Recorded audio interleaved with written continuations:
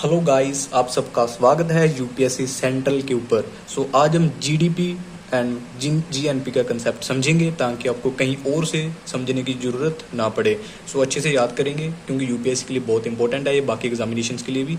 देखिए, सबसे पहले हम देखेंगे कि जीडीपी क्या होती है बेसिकली। तो जो जीडीपी होती है दोस्तों, वो होती है लोकेशन बेस्ड। Location based. इसका मतलब क्या है कि जैसे इंडिया है हमारा, अगर कोई भी कंपनी इंडिया में आ रही है, ठीक है, कोई भी फर्म, जैसे लाइक ये कोई कंपनी है, वो इंडिया में आ गई, ठीक है, तो इंडिया में आके वो काम कर रही है। अब जितना भी पैसा वो इंडिया में कमाएगी, तो उसकी जो सारी रेवेन्यू वगैरह है ना, सब कुछ है, तो वो इंडिया की जीडीपी में ऐड किया जाएगा, ठीक है, इंडिया की जीडीपी में ऐड किया जाएगा उसको। तो इसकी मतलब कि जो प्रोडक्शन होगी, प्रोडक्शन इनसाइड इंडिया होगी, ठीक है, production inside India. Production inside India. समझ आ रहा होगा आपको कि इंडिया के अंदर जो भी प्रोडक्शन हो रही है वो सारी जीडीपी में ऐड होती है हमारी। एंड जो हमारी इंडिया की कंपनीज हैं, अगर वो किसी और देश में जाके काम कर रही हैं, वो इसमें ऐड नहीं होंगी जीडीपी में, ठीक है। तो आपने इसको याद रखना है। एंड अगर हम देखें जीएनपी का कंसेप्ट, कि जीएनपी का कंसेप्ट क्या होता है, जीएनपी में क्या होगा वो भी देख लेते हैं। तो जीएनपी में बेस्ड होता है नेशनलिटी, बेस्ड ऑन नेशनलिटी।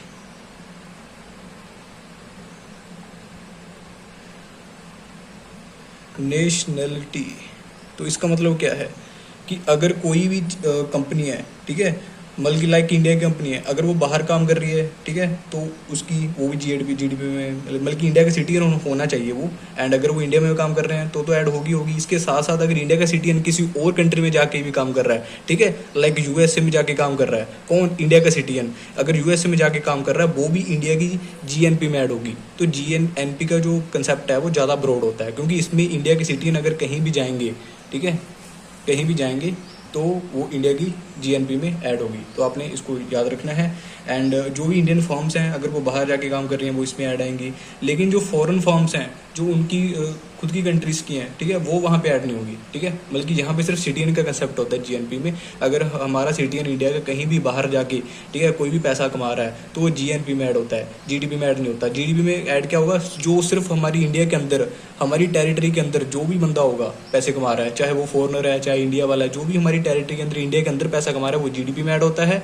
और इसके अलावा जो बंदा हमारा इंडिया का सिटीजन, चाहे वो इंडिया में पैसा कमा रहा है चाहे बाहर जाके पैसा कमा रहा है, वो जीएनपी में ऐड होता है, ठीक है। तो आपने इसको याद रखना है। तो इसका फॉर्मूला क्या बन गया, तो इसका फॉर्मूला हम देख लेते हैं क्या बन जाएगा दोस्तों। करते हैं इरेज। देखिए, इसका फॉर्मूला फिर क्या बन जाएगा हमारा फॉर्मूला। आई होप आपको राइटिंग समझ आ रही होगी। फॉर्मूला देखिए, GNP, gross national product, is equal to GDP, तो ऐड होगी, ठीक है। साथ में जो हमारा net factor income from abroad, बल्कि NFIA, वो भी इसमें ऐड होगा जीएनपी में। क्यों? क्योंकि हमारा जो इंडिया का सिटीजन है वो बाहर जाके भी तो पैसा कमा रहा है ना, तो NFIA भी इसमें ऐड होगा।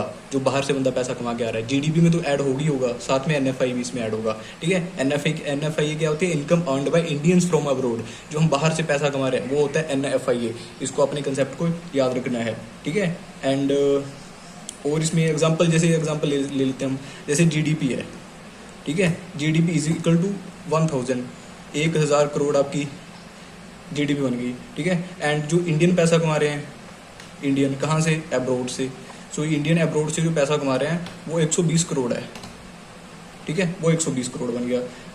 एंड जो फॉरनर्स हैं, फॉरनर्स आप ऐसे करके लिख सकते हो, इन इंडिया, ठीक है, फॉरनर्स इन इंडिया, वो कितना पैसा कमा रहे हैं, वो 80 करोड़ कमा रहे हैं, 80 करोड़, ठीक है।